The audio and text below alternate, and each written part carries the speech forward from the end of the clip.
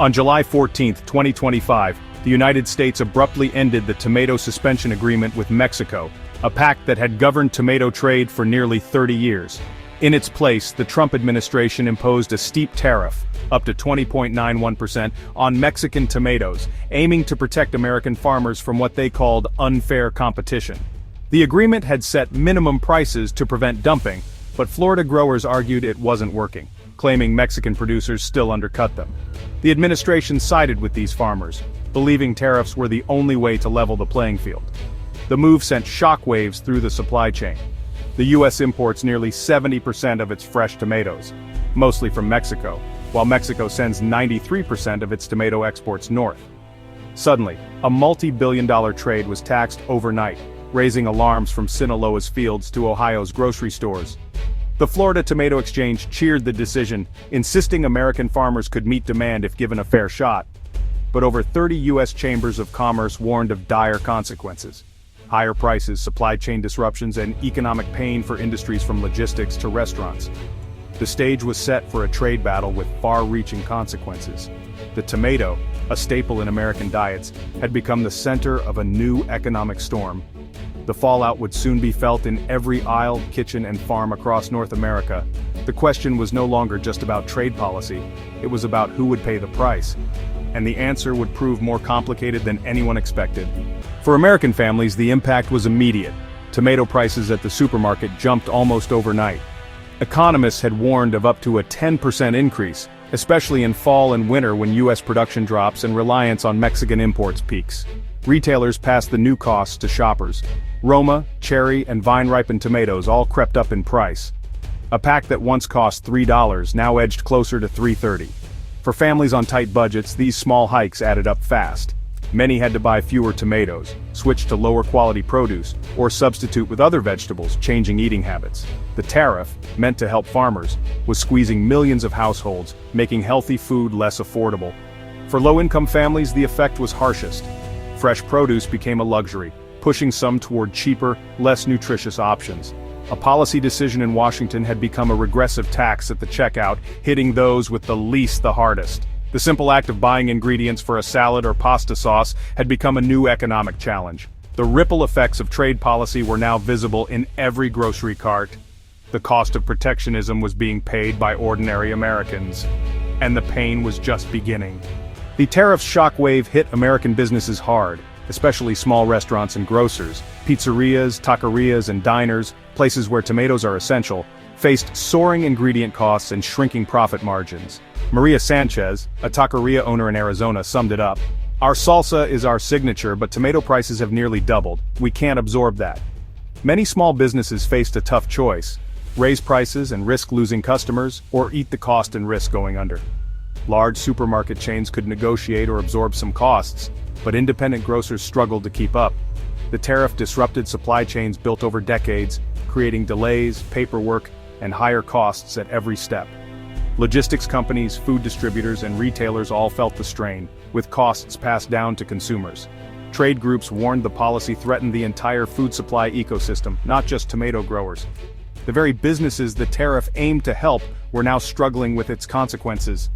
The domino effect was real. Higher costs, cutbacks, and financial distress rippled through the economy.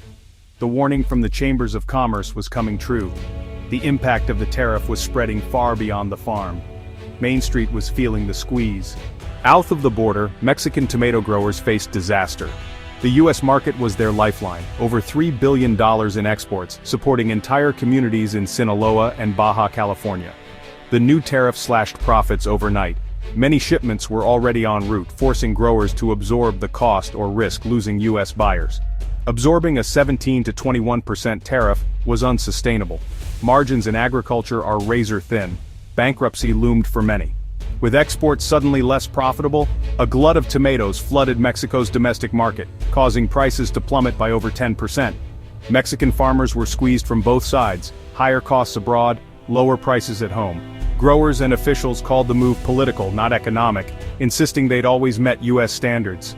"We've invested in technology and quality," said a Baja California spokesperson. "Now we're punished for our success." For many, the tariff felt like betrayal, a political pawn in a larger game. Years of investment and compliance with U.S. rules now seemed worthless. The economic blow was swift and severe. The future for Mexico's tomato industry had never looked more uncertain. The fallout was just beginning. Behind the trade numbers were real people, 500,000 Mexicans working in the tomato industry. The tariff put these jobs at risk overnight. With profits slashed, growers cut labor costs first. Experts warned up to 200,000 jobs could vanish, devastating rural communities where tomato farming is often the only work. When farm workers lose jobs, local economies collapse. Shops close, services disappear, families go hungry. Growers spoke of the heartbreak of letting go of longtime workers, neighbors and friends. Many displaced workers faced bleak prospects, with few alternatives but to migrate to cities or even north to the U.S. The Mexican government scrambled to assess the damage and offer support, but the scale was overwhelming. Exporters looked for new markets in Asia and Europe, but building those relationships would take years. For thousands already out of work, help would come too late. The human cost of the tariff was immediate and profound. The social fabric of rural Mexico was unraveling. As the US and Mexico clashed, Canada quietly seized the moment. With no tariff on Canadian tomatoes, growers gained a sudden price advantage in the American market. Mastronardi Produce, a Canadian giant, already supplied major US retailers and quickly shifted to favor Canadian-grown tomatoes. Canada's high-tech greenhouses offered a steady, year-round supply, just as US buyers sought stability.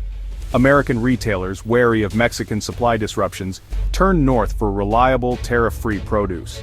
The trade policy meant to help US farmers had opened the door for Canadian businesses. Canada's proximity, trade status, and advanced agriculture created a perfect storm of opportunity.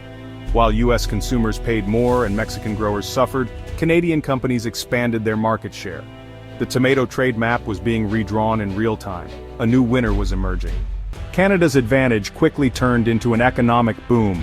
With Mexican tomatoes now expensive, US importers rushed to sign deals with Canadian growers. Canadian tomato exports to the US soared, funneling billions into the Canadian economy and fueling rapid growth. Greenhouse operations in places like Leamington, Ontario expanded, creating thousands of new jobs. The tariff, meant to help American farmers, had triggered a wave of investment and job creation in Canada. Canadian companies locked in long-term contracts, securing their place in the US market for years to come. The market rewards stability and quality, said a Canadian greenhouse executive. We've invested for decades, now demand is surging. The US policy didn't just shift trade, it rewarded a different business model. Canada's high-tech agriculture proved more resilient to political shocks than Mexico's field-based approach. The North American tomato industry had been transformed. The biggest winner was north of the border. The real impact of the tariff was best told by those living it. In Florida, growers felt vindicated. This tariff finally gives us a fighting chance, said Michael Wexler of the Florida Tomato Exchange. But in Texas, grocer David Chen saw only pain. My customers just see higher prices, we're losing business. Small business owners across the U.S. echoed his frustration, caught between rising costs and unhappy customers. In Mexico, despair and anger ran deep. A Sinaloa farmer said, "We follow all the rules. Now our work is worth 20% less. How do we feed our families?" For Mexican growers, the tariff felt like a political attack, not a fair trade measure. Meanwhile, Canadian officials struck a cautious but optimistic tone. "We're ready to meet U.S. demand," said a Canadian distributor. "The market has created new opportunities for our growers." Canada positioned itself as the stable, reliable partner in a turbulent market. The voices from all sides revealed a continent divided by a single policy.